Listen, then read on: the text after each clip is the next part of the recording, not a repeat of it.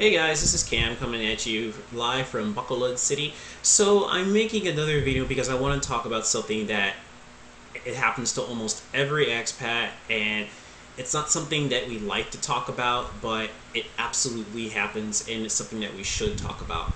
And that is expat burnout. It's very easy to come here. Once you first come here, you're in a new place, you're meeting new people, the weather's great, and you're loving it, but then the reality of living in a third world country starts to sink in, and it's really easy to get burnt out. And so every time you go onto an expat forum or any expat group, you're always gonna meet that bitter, damaged guy that just complains about everything to anyone that will listen, and you just want to tell that guy to shut up and go home if you don't like it. And what's worse is most of the time those are the guys that have been priced out of the United States or Europe or wherever they're from, so they can't go home. So I don't want that to happen to you, and that's why I'm making this video, to help you guys prevent being burnt out. So you'll say, "Well, I hate the Philippines" and stuff like that. So obviously the best medicine is prevention. The best way to prevent it is to come here for a few months first before you take the plunge and move here permanently. So Airbnb is a great resource for this. Booking.com. I'll list a listing for short-term or long-term stays and things like that. So then you can come here. I'd stay maybe 1 or 2 months, and then you'll be living here. And it's not the same thing as just being on vacation here, because some guys, they come here on vacation 2 or 3 weeks and meet a bunch of girls, the weather's great, and they think that living in the Philippines is just like living in a cheaper version of Hawaii, and that couldn't be further from the truth. I mean, if that were the case, why are there so many young, beautiful women who are willing to sleep with men old enough to be their father just to get out of the Philippines if the Philippines was so great? So that's obviously the first. So the next thing to learn is how to forgive and finish. Now, I like to say forgive and finish instead of forgive and forget, because to me, forgive and forget is just nonsense. It's very difficult to forget being swindled out of half of your life savings because you thought the girl liked you, or you got totally, maybe someone made a false complaint against you or something like that. I mean, those just aren't things that most people forget. So that's why I say forget and finish. So let me tell you, when I first moved to Bacolod, I was trying to save money because I love saving money, and I thought, oh, okay, maybe I'll buy some secondhand appliances. And this guy messaged me on Facebook. We talked for a long time. He seemed really good guy, Christian, all that jazz. And then he said that he would sell me a refrigerator. I think it was for about like 6,000 pesos, if my memory serves me. And it was only 6 months old. And I was like, well, why would you sell it for that price why would that person give it away at a cheaper price than that? And he said, oh, because they had to go to Dubai and they didn't need it, so they had to get rid of it quickly. So, okay, great. And so he delivered it to my house, but I was running errands, so I actually met him in SM to pay him. And then when I got there, the refrigerator was old. It had stains on the inside. It's obvious someone had tried to spray paint it to make it look better. It was just horrible, totally not as described, and I couldn't even get rid of that thing for 2,000 pesos. So in other words, I got screwed. But I didn't hold that. What I did is I forgave the debt. So to forgive literally means to relinquish the ability to punish people or to seek retribution. So when a bank forgives the debt, they are releasing you of that debt. And so I just realized, hey, you know what? I got screwed, learn my lesson, and move on. It's finished. Now, people say they forgive, but then they go around, they'll tell anyone that'll listen about what happened to them, and they'll try and ruin that person's reputation in the community, and because they're mad, and that's how they want revenge. That will only serve to hurt you, because number one, if you are talking bad about locals and that local happens to be well connected that could really harm you, literally. But second, because it's obviously you're just building up those emotions, and people that just don't have the ability to let things go, they're always stewing in it and they're thinking about it, and then they end up doing something stupid and something that's really going to hurt themselves. The Buddha says that the Buddha says holding a grudge is like drinking poison and hoping it'll kill the other person. You've got to learn how to forgive and forget. Or excuse me, you've got to learn how to forgive and finish. Now, obviously, being screwed out of $120 is not the same thing as having your life savings taken from you by a girl, but it's the same concept. You got tricked, and that person got your money. Get more money. I mean, that's just your attitude you have to have. If a girl took all your money, work to get that money back, because especially as a person in business, you're going to lose money. If you're adverse to losing money, you should not be in business. And just that same thing, if you're really adverse to being tricked or swindled at some point, you should not move to the Philippines. And I'm just letting you know that up front. You gotta be able to be flexible. Okay, and the next most important thing is the ability to be grateful. People that are bitter and upset and damaged are not grateful. And it's easy to think of all the bad things that happen to you in the Philippines, but think of all the good things. I have a wonderful condo for $200 a month. I have a wonderful view. I'll post a picture of my view from my condo, and I don't have to get up at 7 in the morning and drive in traffic for 2 hours on I-5 to deal with the boss that I hate. I get to wear a tank top and shorts in February.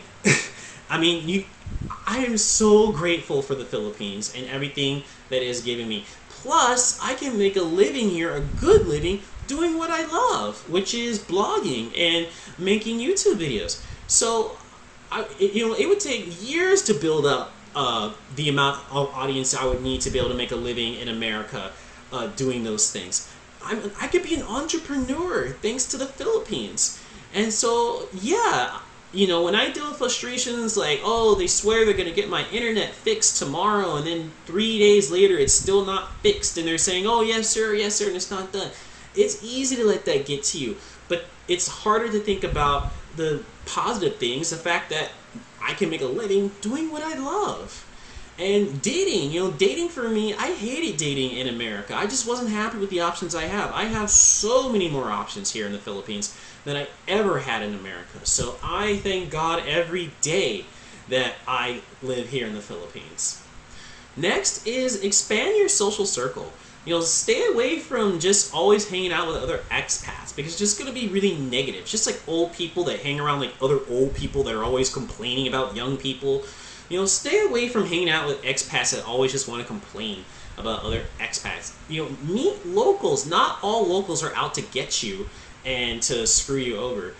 I recommend you find locals that are in the middle or upper classes that have less of an incentive to try to take your money, and you can meet some good people. I've made some really good friends, local friends here, and they're all the middle and upper classes. So I just don't feel as, I just don't feel that need to be as suspicious. Another thing is, kind of the opposite of what I just said, is guard your heart in more ways than one. So, sometimes you get here and you get this hot girl that she doesn't love, and she's proclaiming love for you, and you just don't know how to handle that. But then also, even men, you'll undoubtedly be solicited to enter into some sort of great investment from a local who you thought was your friend. And, the thing is, you need to just know people well before you befriend them. So just be cautious, but not suspicious.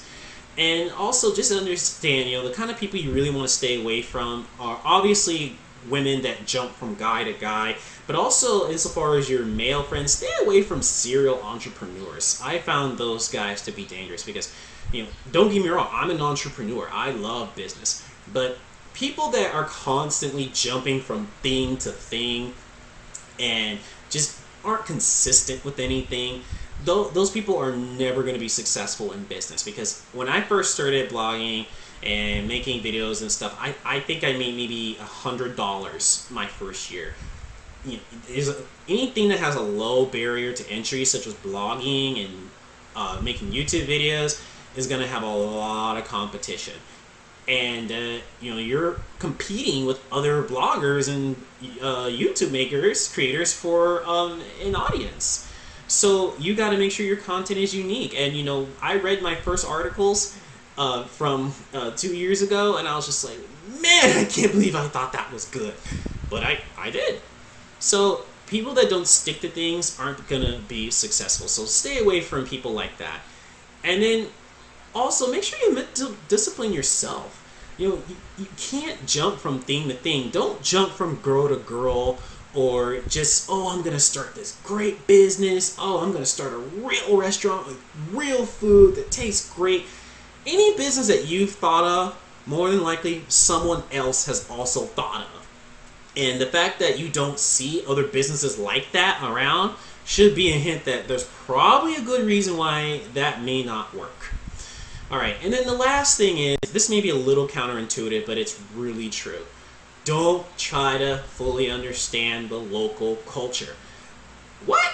That's the complete opposite of everything you hear other bloggers and stuff saying. Oh, you need to understand the culture, you need to understand the culture. I had a Filipino friend, a local friend, and I asked him to help him manage one of my expat groups. And the truth is, he's a really smart guy. He would probably outscore most Americans on an English exam. And he's even been to America and Europe a few times. The problem is that he didn't understand the full nuances of Western culture. In Asian culture, respect for authority is a given. You have to earn your boss's respect. Whereas in Western culture, you need to earn the respect of your employees or those under you. And people aren't going to want to listen to you if they don't respect you, and you have to earn that. And on top of that, like, just subtle nuances of dealing with people. Like, I had to remove this one guy because he was clearly just trying to undermine me. He had gotten into disagreement with me before. He was clearly trying to undermine my authority in the group, undermine their confidence in me, and I had to remove him. And I tried to explain to my friend why I did it. He's like, he would not listen. And he was just beyond instruction because he spoke fluent English, he went to a good college, and so he just thought he knew everything. And the same goes for me in the Philippines. I will never understand Filipino culture because I'm not a Filipino. There are so many nuances. 60% of culture is unspoken. So a local is never going to treat me like they will another local, even if I speak full, fluent Tagalog. So, and we all know those expats that have been here a while, they have local friends, maybe they even speak Tagalog, and they think they know everything, and they love making posts on social media about foreigners as if they're not one. I mean, those guys are almost, or actually more annoying than the whiners and the ranters, because I have to admit, though, I have a bit of a guilty pleasure in watching those guys come into an expat group complaining that they've been swindled or screwed over by a local, when maybe 6 or 12 months later they just got finished telling another expat that it was his own fault that he got screwed over. The biggest thing I have learned in the Philippines is how much I don't know about the Philippines. And so if you're going to live here, you need to accept that there are just some things that you're never going to get. And there's things about you that they're never going to get about you. Like why certain things are done certain ways. And it's not our place to come here and question why certain things are done certain ways. That is their way. And we are in their country, which means we need to do it in their way. And we think we try to teach and improve, but that's just not the right attitude to have. Just accept that there are things that you don't get, and there's things about you that they're never going to get. And that's what makes like having a good relationship with your Filipina to be really difficult in some cases. But once you get that through your head that you don't know everything, you'll never know everything, you'll have a lot cleaner of a time here. So I like to sum this up in one sentence. When living in the Philippines or any country, think twice and make a move once. That will save you from making a lot of expensive mistakes. So anyway, I really hope you guys found this video to be useful. I really enjoyed making it. Thank you very much. God bless. Okay, so this is here. And what is your name, sir? Randy, sir. Randy. Okay. Hi. Okay, and this is the giant penis. Okay. See here? It's art. See, they made like the flower pubic hair, then the shaft, and then the head.